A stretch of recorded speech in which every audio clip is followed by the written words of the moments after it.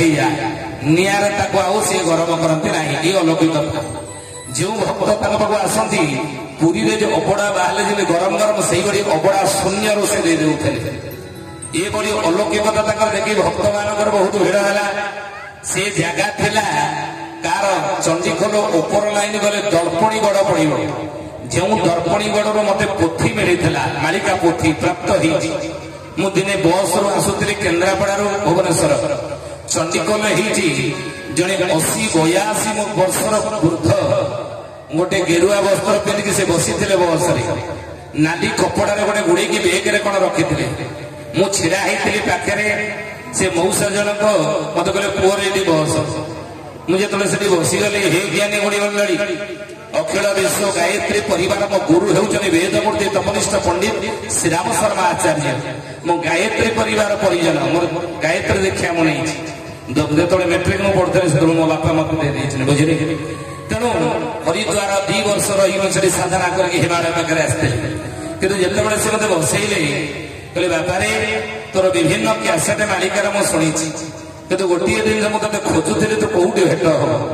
ଆଉ ଏଇ ଜିନିଷଟା ମୋର ଉପାୟ ଆମର ଆମ ଘରେ ପୂଜା ହେଉଥିଲା କିନ୍ତୁ ଏ ମୋ ବୟସ ଯେତିକି ହେଲାଣି କୋଉ ଦିନ ମରି ହଜି ଯିବି କିଏ କହିବ। ମୋ ପିଲାମାନେ ଆଗ ପୂଜା ପାଠ କରିବେ ନାହିଁ ପାଠଶାଠ ପଢିକି ଭୁବନେଶ୍ୱର ରହିଛନ୍ତି। ମୋ ପୁଅ ମାନେ ଚାକିରି କରି ଘର କରିକି ମୁଁ ପୁଅ ଗାଁ ଛାଡିକି ଆଜି ପୁଅ ପାଖରେ ଯାଉଛି ରହିବା ପାଇଁ। ଗାଁରେ କାଳେ ଇଏ ଅପୂଜା ରହିବ ପୋଥି ତ ସେଇଥିପାଇଁ ମୁଁ ଆଜି ଚିନ୍ତା କରୁଥିଲି ଆକୁ ଭୁବନେଶ୍ୱର ନେଇ ଆସିବା ପାଇଁ। ସାଙ୍ଗରେ ନେଇ ଆସୁଥିଲି ଏଠି ବି ପୂଜା ହବ କି ନାହିଁ। ତେଣୁ ତତେ ମୁଁ ଦେଖିଥିଲି ଏଇଟା ମୁଁ ତତେ ଦଉଛି ନେ ରଖିଦେଇ ବୁଝିଲି। ତେଣୁ ସେ ପୋଥି ମତେ ପ୍ରାପ୍ତ ହେଇଥିଲା ଚଣ୍ଡିଖୋଲ ଛକରେ ଦର୍ପଣୀର ଜଣେ ବୃଦ୍ଧ ମତେ ଦେଇଥିଲେ ମାଳିକା ପୋଥି ବୁଝିଲେ ତାଳପତ୍ର ପୋଥି। ତେଣୁ ହେ ଜ୍ଞାନୀ ଗୁଣୀ ମଣ୍ଡଳୀ ସୁଧିଆନି ସେଇ ମହାପୁରୁଷ ହରିଦାସ ଦର୍ପଣୀ ଗଡ଼ର ନବାବ ଥିଲେ ଗୁଲଜାର ହୁସେନ ମୁସଲମାନ। ସେ ଡାକିଲେ କହିଲେ ତମେ କଣ ସବୁ ଅବଢା ଖାଇବାକୁ ଦଉଛ ଝାଁ ପୁରେଇ ଦଉଛ ହେଇଯାଉଛି ଦା ପଲିକେ କଟୁରୀ। ହଉ ଦେଖିବା ତମର ଅଲୌକିକତା କେତେ। ଦେଇଦେଲେ କଣ ଘୋଡା ପାଦ ତଳେ ଯୋଉ ନାଲ ଲାଗେନି କହିଲେ ଏଇଆକୁ ତିଆରି କର ଦେଖିବା କେମିତି ଛାଁ ଛାଁ ତିଆରି ହବ ପାଣିରେ ବୁଡେଇ ବୁଡେଇ। ହରିଦାସ ମହାପୁରୁଷ ନିଆଁରେ ଯେତେବେଳେ ଖରାରେ କାମ କରୁଥିଲେ ହାତ ଫୁଟୁକା ହେଇଗଲା। ଦର୍ପଣୀ ଗଡ଼ର ନବାବ ଗୁଲଜାର ହୁସେନ କହିଲେ କହିଲେ ଇଏ କିଛି ନାହିଁ ତୁଚ୍ଛାଟାରେ ଲୋକ ତମ ନାଁରେ ପ୍ରଶଂସା କରୁଛ। କଣ ଜଗନ୍ନାଥଙ୍କର ଅଲୌକିକତା ପ୍ରଭୁଙ୍କର ଅଲୌକିକତା କହି ଲୋକଙ୍କୁ ଠକୁଛ ଦେଇକି ତମକୁ ଦେଇକି ତମ ଠାକୁରଙ୍କୁ। ଏତିକି ଯେତେବେଳେ କହିଛନ୍ତି ହରିଦାସ ମହାପୁରୁଷକୁ ଭାରି ବାଧ୍ୟ କହିଲେ ମତେ ନିନ୍ଦା କରିଥାନ୍ତ ମୋ ଇଷ୍ଟ ଆରାଧ୍ୟକୁ ନିନ୍ଦା କଲ ନା ଆଉ ମୋ ଛତିଆ ଯିବେନି ପ୍ରଭୁ। ଶ୍ରୀକ୍ଷେତ୍ର ଆସିଲେ ଚାଲି ଚାଲି ଆସି ପହଞ୍ଚିଲେ। ଦିନେ ଦିନେ କିଛି ଖାଇନାହାନ୍ତି କି କିଛି ପିଇ ନାହାନ୍ତି। କହିଲେ ମହାପ୍ରଭୁ ଆପଣଙ୍କୁ ଟିକେ ଦର୍ଶନ କରିବି ମହୋଦଧିରେ ଜୀବନ ହାରିଦେବି ଆଉ ଏ ଜୀବନ ରଖିବିନି ମୋ ପ୍ରଭୁକୁ ନିନ୍ଦା। ତେଣୁ ଯେତେବେଳେ ପହଞ୍ଚିଲେ ସିଂହଦ୍ୱାର ସାମ୍ନାରେ ସେବାୟତ ମାନେ ଗୋଳା ଧକ୍କା ଦେଇ ବିଦା କଲେ। ଇଏ କଣ କଲେ ଛଟା ତୁ ଛଟାଇ ଭିତରକୁ ପଶି ଯାଉଛି କି ଏଇଟା ମୁହଁ ମାଟିକି ହରିଦାସ ପଡିଲେ। ସିଂହଦ୍ୱାର ଭିତରେ ପ୍ରବେଶ କରିପାରିଲେ ନାହିଁ। ଭୋକରେ ପେଟ ଆଉଟୁ ପାଉଟୁ ହଉଥା। କହିଲେ କଣ ମୁଁ ଖାଇବି କିଛି କେହି ଦେଲେ ନାହିଁ। ଯିଏ ଯାହା ମାଗିଲେ ଯାହାକୁ ଦେଲେ ନାହିଁ ଘଉଡେଇ ଦେଲେ। ପେଜ ନଳା ପାଖରେ ପହଞ୍ଚିଲେ। କହିଲେ ଅନେକ ଦିନ ପେଜ ପିଇକି ମୁଁ ଭୋକ ମେଣ୍ଟେଇ ଦିଏ। ପେଜ ନଳା ପାଖରେ ଯେତେବେଳେ ପହଞ୍ଚିଲେ ଦେଖିଲେ ପେଜ ଆଉ ନାହିଁ ମାଟି ପିଇ ଯାଇଛି କୁକୁର ଛାଡି ଦେଇଛି। କଣ ଖାଇବି ଭୋକ କେମିତି ମେଣ୍ଟେଇବି। ଦେଖିଲେ ଦୂରରେ କିଛି ପାଚିଲା କଦଳୀ ଚୋପା ପଡିଛି। କହିଲେ ସେ ପାଚିଲା କଦଳୀ ଚୋପାକୁ ଏ ଜ୍ଞାନୀ ଆକୁ ଯିଏ ଦେଖୁଛନ୍ତି ଗୋଡଉଛନ୍ତି ଏ ପାଗଳାଟା ଆକୁ ବିଦା କର ଶ୍ରୀକ୍ଷେତ୍ରରୁ। ମୁଁ ସେଠିକି ଯିବି ସେଠି ଲୋକ ଗହଳି ଅଛି ମତେ ପୁଣି ଗୋଡେଇବି କଣ କରିବି। ନିଜର ସାଧନା ବଳରେ ହରିଦାସ ଗୋଟେ ଧଳା କୁକୁରର ରୂପ ହେଇଗଲେ ଏବଂ ଧଳା କୁକୁର ରୂପ ହେଇ କଦଳୀ ଚୋପା ପାଖରେ ଯାଇ ପହଞ୍ଚିଲେ। ଜନସ୍ରୋତରୁ ଆଜି ମଧ୍ୟ ପ୍ରମାଣ ମିଳେ ଲୋକମାନେ ପ୍ରଚାର କରନ୍ତି ଏ କଥା। ପାଚିଲା କଦଳୀ ଚୋପାକୁ ପାଟିରେ ଧରିଛନ୍ତି ମନ ଭିତରେ ଭାବିଲେ ଚିନ୍ତା କଲେ ପ୍ରଭୁଙ୍କୁ ଡାକିଲେ ହେ ଜଗନ୍ନାଥ ହେ ଭକ୍ତ ବଚନ ମଣିମା ଆପଣଙ୍କ ଧାମକୁ ଆସିଥିଲି। ଭୋକ ବିକଳରେ ପାଚିଲା କଦଳୀ ଚୋପା ମୁଁ ଖାଉଛି ଅବଢା ଟିକେ ପାଇଲି ନାହିଁ ଦର୍ଶନ ପାଇଲି ନାହିଁ ଆପଣଙ୍କର। ପେଜ ନଳା ପାଖକୁ ଗଲି ପେଜ ମଧ୍ୟ ପାଇଲେ ନାହିଁ ପିଇବା ପାଇଁ। କି ମାୟା ଆପଣଙ୍କ କି ଲୀଳା ପ୍ରଭୁ। ଭକ୍ତର ଭଗବାନ ଆପଣ ଭକ୍ତ ଆପଣଙ୍କର ଭୋକ ବିକଳରେ ପାଚିଲା କଦଳୀ ଚୋପା ଖାଇବାକୁ ଯାଉଛି। ଆପଣ ରତ୍ନ ସିଂହାସନ କେମିତି ସ୍ଥିର ରହିପାରିଲେ ହେ ମଣିମା। ଏତିକି ହରିଦାସ ମନେ ମନେ ଭାବିଛନ୍ତି ଥରି ଉଠିଲା ରତ୍ନ ସିଂହାସନ। बड़ पंडा देखुंती स्वयं रत्न सिंहासन कालिया कुकुर रूप बाईसी बाबच नहीं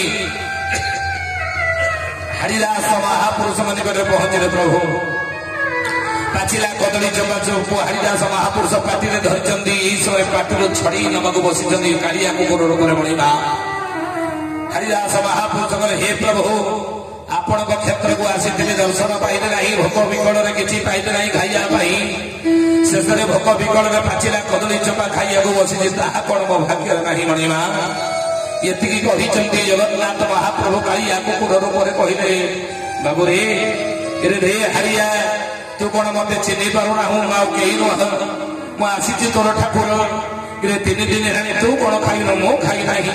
भक्त खाई ना मुझे खाइबी तेणु तू तीन दिन है भोकेला अच्छ मु तीन दिन भोकेला आम दुई जन कदली चोपा खाई पाचिला कदली चोपा खाई भोक बेला हरिदास कहले हे मणिमा आपण निकट में कौन ना षाठी कौटी रही आपण कौन ना आप पाचिला कदली चोपा खाइए बचर मुझा भोक विकल खाइए बसी आपण कौन ना जगन्नाथ महाप्रभु नहीं नहीं भक्तर भगवान मो भक्त खाऊँ पाचिला कदली चोपा मु खाइबी ना आपण को मु खाइया देवी ना ना दबु ना ना गोटे शब्द खाइया देवी ना कौन ना आपण क्षेत्र धापक आसी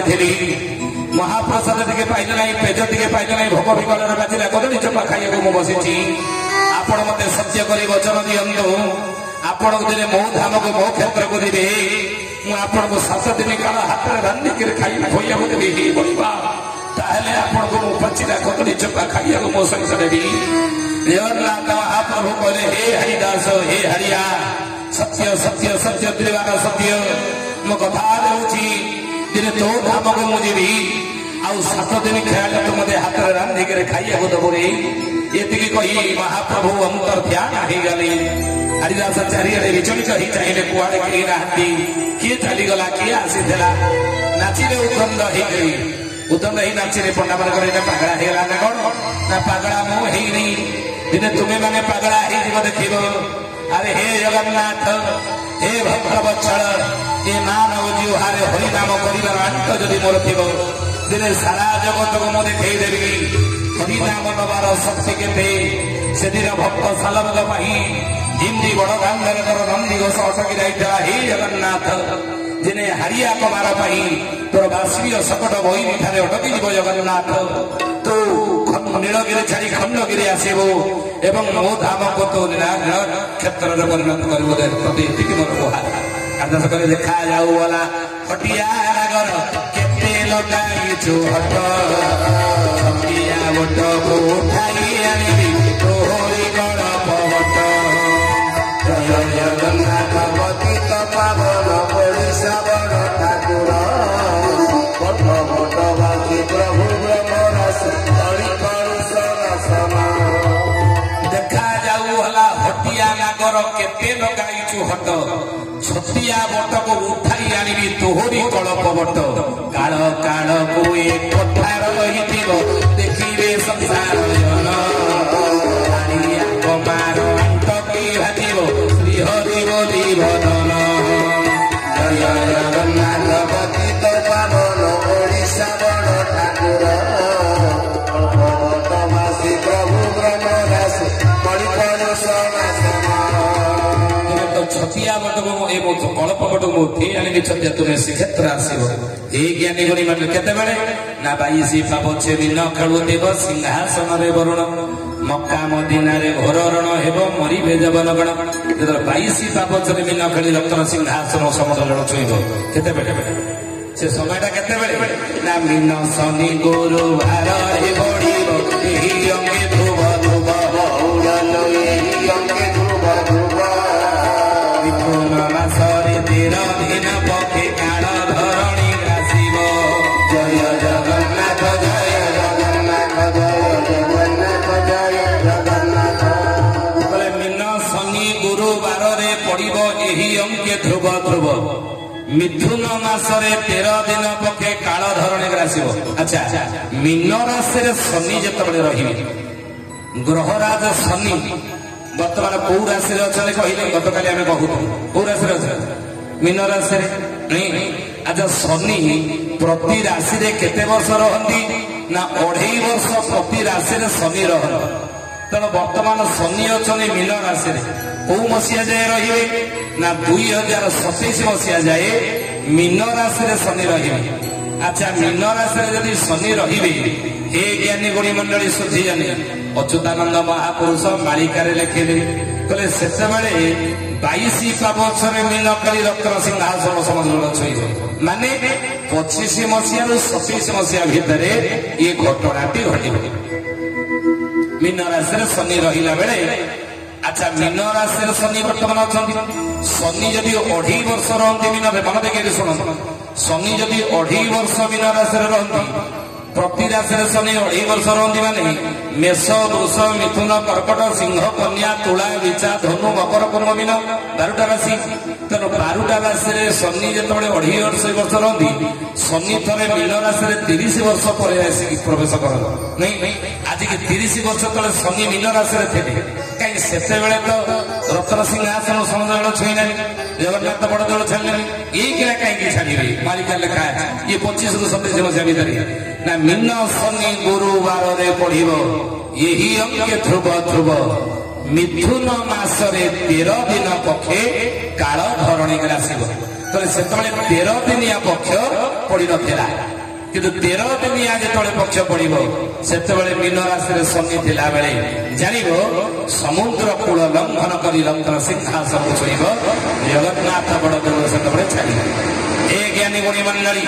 तेणु महापुरुष एक कथा लिखते मीन राशि रे शनि थिला बेले 13 दिनिया जदि पक्ष पड़ी जाए ताले कौन कौन हम मन देख समझ लेखि रखी अच्युतानंद महापुरुष मालिकार लिखिछन कि जदाबा जायते पक्षे त्रयोदश दिनात्मका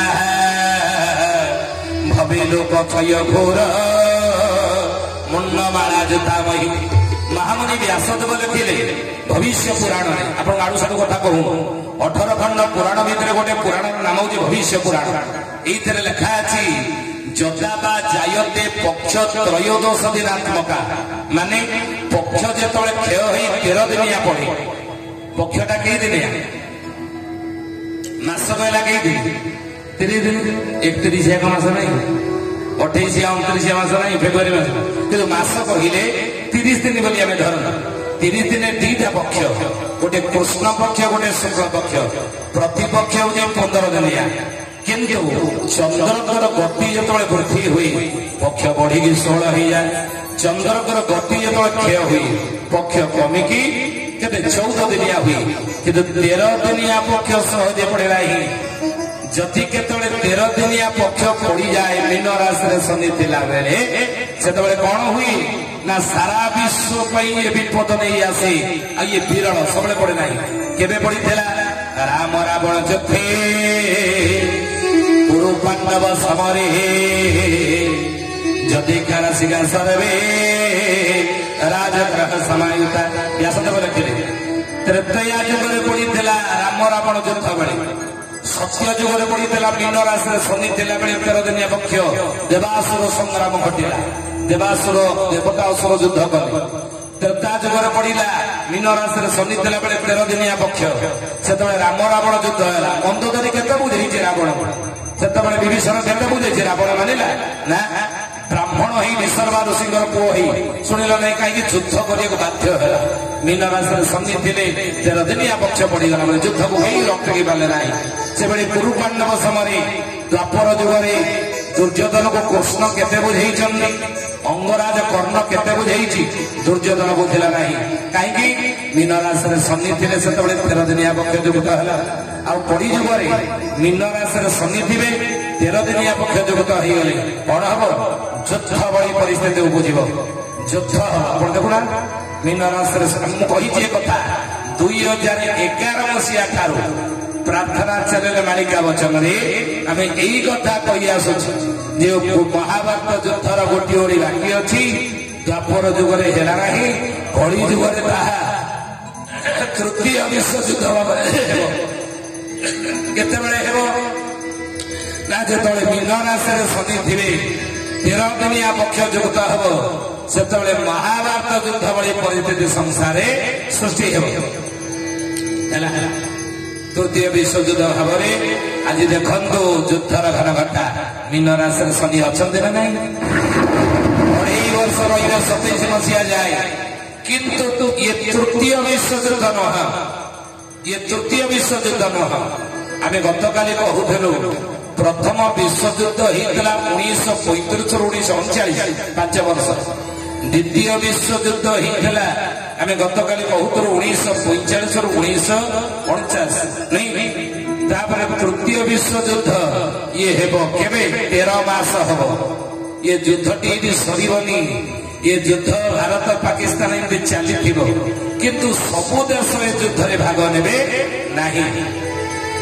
कहीं भाग ने केतबेले भाग ने तृतीय विश्वयुद्ध हम केतबेले भाग ने महापुरुष से 13 मास युद्ध हम ये युद्धटी चलो केतबेले भाग ने सब लिखले सबु मिया देश जाक एकत्रित हेरे बाहो एकत्रित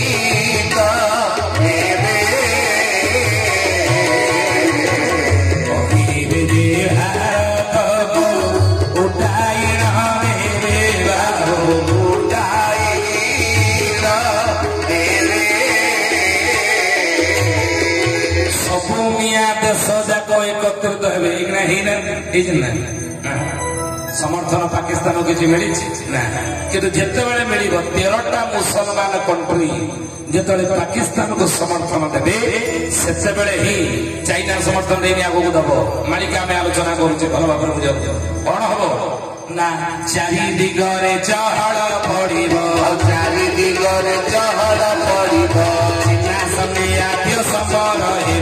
चिन्ना संगे आद्य सबर चाकिरिया माने फेरस्त हेबे चाकिरिया माने फेरस्त हेबे चोर माने अति प्रबल हेबे चोर माने अति प्रबल हेबे चौहान दिवस देशे चरण चुतिया भूरि श्रवासे धर्म असुर देशे चरण चुतिया भूरि श्रवासे धर्म असुर देशे सेतेबेले महाप्रभु चीन आक्रमण जितेबाला कर 13टा मुसलमान कंट्री सहित पाकिस्तान सह मिसी भारत उपर आक्रमण कर जानवे से तृतीय विश्वयुद्ध विश्वयुद्ध दी भाग हम 2टा भाग विश्व हम जानवे तृतीय विश्वयुद्ध केतबेले हेबो नहीं मीन राशि शनि थिला बेले से 13 दिनिया पक्ष युक्त हो 13 मास भोग चली आपद पड़ो बहुत किछि आपद पड़ो बहुत किछि आपर भांगिब आगो कहूछि आपर भांगिब आगो कहूछि यार तेलोड़ीबे धर्मना यार तेलोड़ीबे धर्मना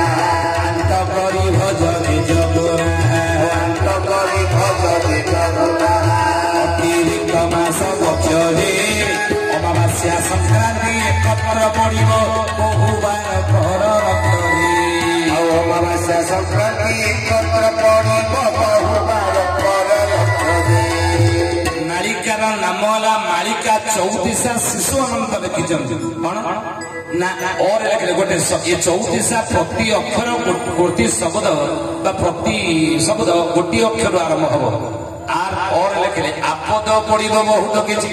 बहुत आपद विपद 3 वर्ष भर लोक मुझे पड़ो लेखिक रखते कथा आपर भांग पुणी और लेखे आपर भांग आगे कौन टाण से कार रही धनी मानी ज्ञानी ये कहार टाण से रहा महापुरुष लिखिं कहले बाबूरे से कौन है धनी मानी टाण कार रहा से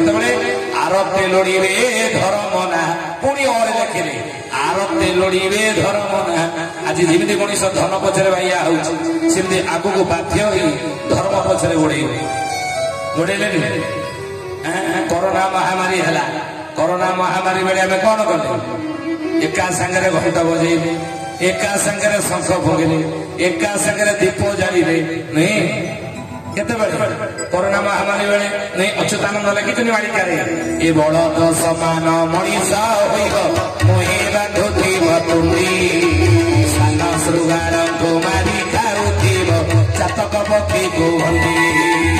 जय जगन्नाथ पतित पावन ओडिशा बड़ ठाकुर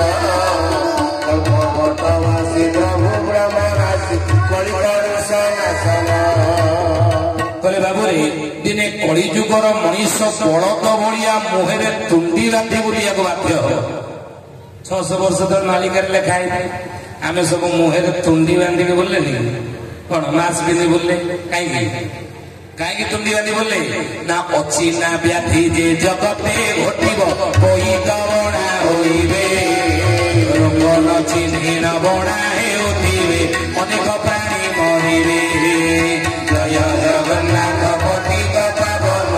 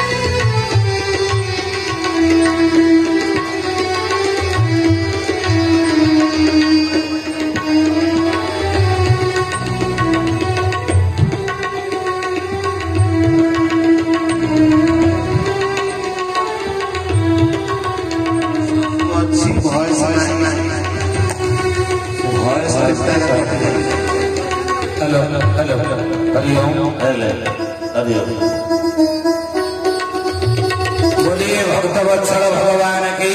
जय, माँ भरानी ठाकुरानी की जय, श्री श्री गोपीनाथ महाप्रभु की जय।